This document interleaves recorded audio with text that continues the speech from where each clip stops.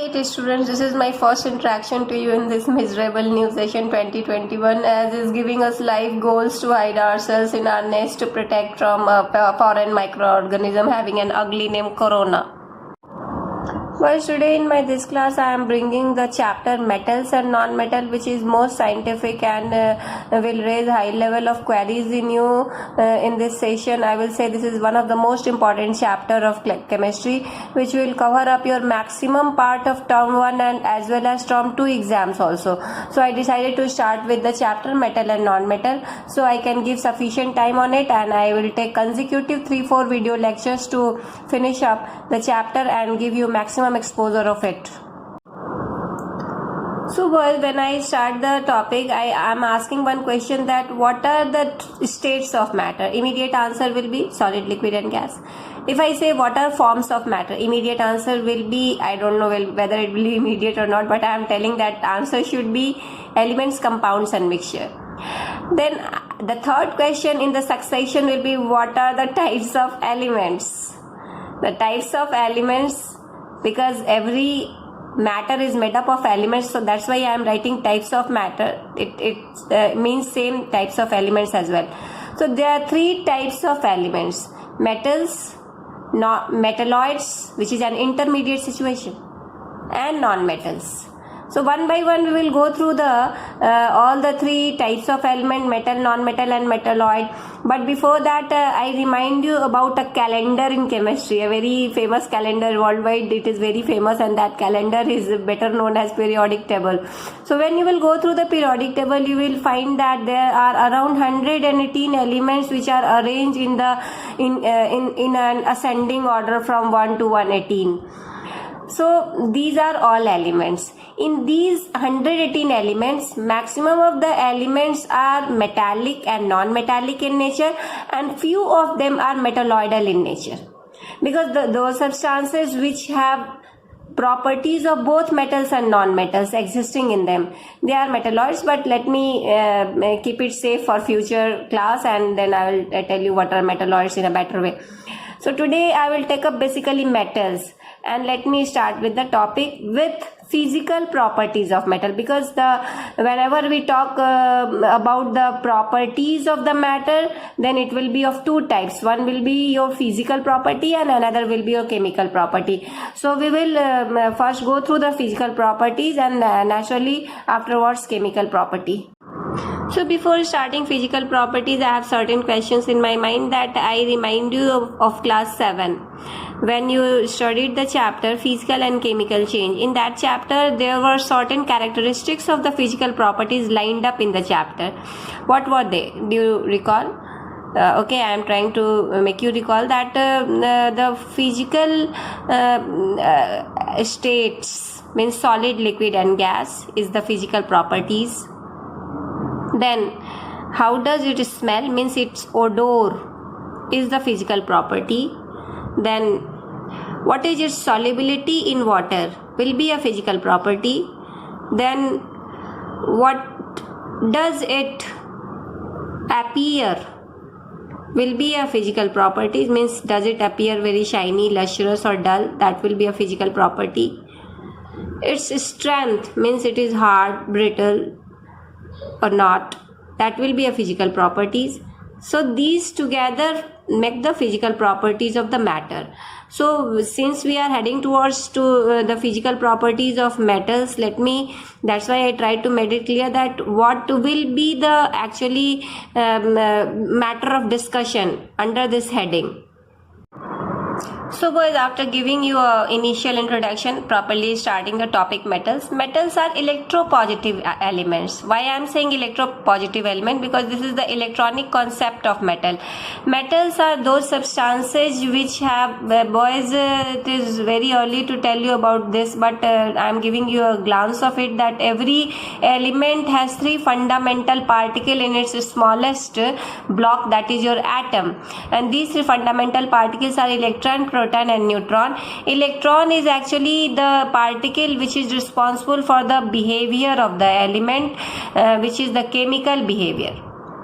So electropositive element I am saying because the every metals try to lose the electron during the chemical combination that we will study when we will start the chemical properties. But for now, try to understand that they are electropositive elements because they lose electron and they form positive ions. These are the your charged particles, and that is why they are electropositive elements. Apart from that, what will be very clear to you in my coming lecture, that they are hard. Every metal is hard. You have experienced that. They are very elastic because they have high strength, and due to this elasticity, they display the property of malleability and ductility. This comes actually the subtopic of elasticity. When you will beat a metal, then you will hear a very ringing and sonorous sound. Conductors, because they can allow heat and current, and they are metallic, and due to these properties they are called metallic in nature, and they solve our wide purpose in our day-to-day life, because lots of the things that we use or objects that we or articles that we use in our day-to-day life are made up of metals because of their very high density, melting and boiling point, and conductivity, etc. These are the properties which brings metal maximum in use in our day-to-day life. Now starting the physical properties. First physical property of the metal will be luster, means every metal surely will have a very good shiny appearance in it. Even though what happens that metals are they become dull when they remain exposed to air for a longer time. This doubt will be solved in when I will start taking up the chemical property, that why they become dull, because they are reactive in nature, but I will tell you in the coming class. So they will be shiny in appearance. They will look very shiny, and that's why they look pretty. And even though they look dull, only what we do that if we rub them with the sandpaper, a new shiny layer comes out, or if we clean them with some acidic substances like lemon, tamarind, vinegar, etc., they will again become shiny. Means they will never lose their luster permanently. Beneath the every dull layer of the metal, there is a shiny layer which will come out. Due to this property, they are highly used in the jewelry industry, because the gold and silver are the metals which are very, very luster. These have highest luster in them, and they are used in the jewelry industry heavily around the world.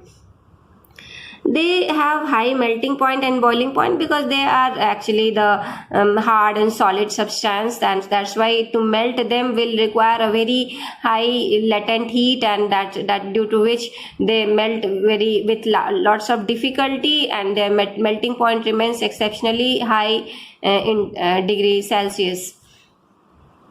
Packing of the particles of metal is very compact, means they are very closely packed. They do not have any space between their particles, and that makes their densities always very high. Metals are high in densities, and that is why because of their solid nature. Now I am coming to the state of the matter. All the metals are solid in state, but there is an exception here, mercury. You may have seen that the mercury is used in the thermometer to tell the temperature of your body, and that mercury is actually metal, but it is liquid in state at room temperature. That is always liquid.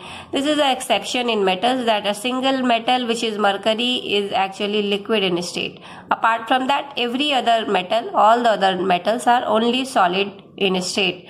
Now we are talking about the conductivity. When we talk about the conductivity, or I am taking the topic conductivity, let me divide the conductivity into two.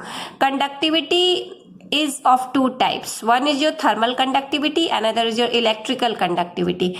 So what is thermal conductivity? It is the ability of the element to pass electric current through them. If any matter allows the electric current to pass through them, then it will be an electrical conductors, and all the metals are electrical conductors. They are very good in their conductivity, and that is why due to their electrical conductor nature, every wire which is used in electrical equipments is made up of only metal, and they are maximum made up of copper and aluminium, but sometimes silver also, because silver is very expensive in nature. That is why very expensive electronic appliances use silver wire. So they are electrical conductors. Examples are all the metals are electrical conductors, but the best electrical conductor is your silver. The conductivity of aluminium, copper, iron are also very good. Then what is the thermal conductivity? Thermal conductivity is that property of the metal by which they allow the heat to pass through them. The thermal means heat actually, and that is why they are used heavily in the utensil industry, because when we cook the food, the heat has to be given to the food to be cooked, and that will happen only when if the food is kept in a metallic vessel or container, and then only the heat will be transferred from the fire to the food to get cooked. And due to this property, the metals are used in the utensil, and they are good conductors of heat. They are used in the immersion rods actually, which is used to heat the water. Now I am coming to the third property of the metal, that is your elasticity.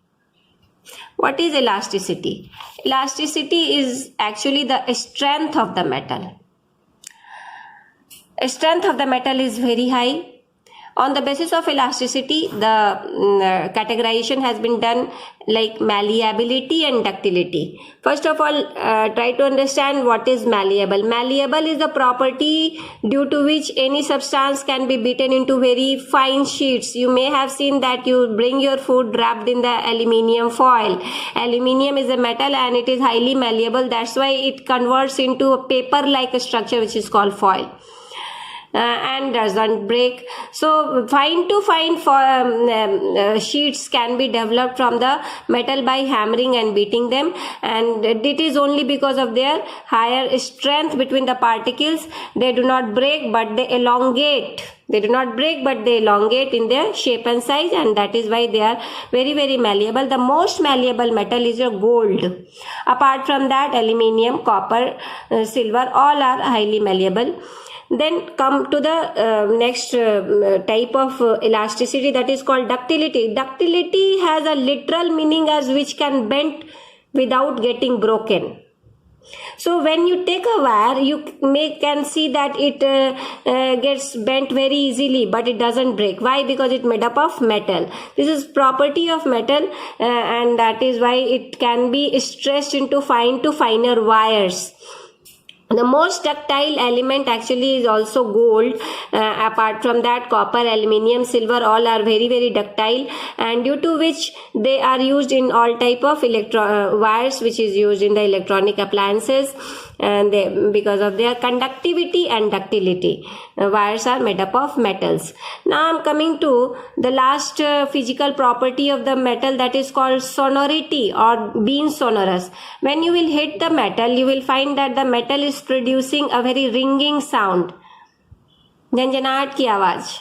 Understanding me? And due to this property, the metals are actually used in the bells, in the door rings, etc.